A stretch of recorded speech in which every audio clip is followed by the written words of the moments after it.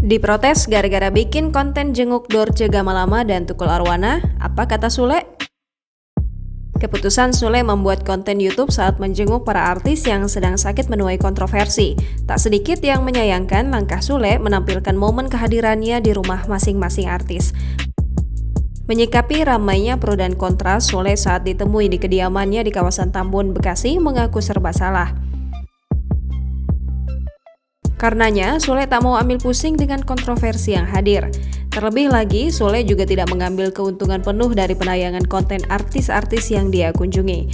Terpenting bagi Sule, dirinya berusaha menunjukkan niat baik untuk membesuk senior-seniornya yang kini sedang berjuang melawan penyakit. Sebagaimana diketahui, Sule menampilkan momen kunjungannya ke kediaman Dorce Gamalama hingga Tukul Arwana di kanal YouTube pribadi. Tak sekedar membesuk, Sule juga mengabarkan kondisi terkini kedua artis. Dorce Gamalama hingga saat ini masih berjuang melawan penyakit diabetes. Meski sudah berangsur pulih, Dorce masih mengalami pembengkakan di kaki. Sedangkan Tukul Arwana kini sedang berupaya sembuh dari penyakit pendarahan otak. Sama seperti Dorce, Tukul juga sudah dalam fase pemulihan.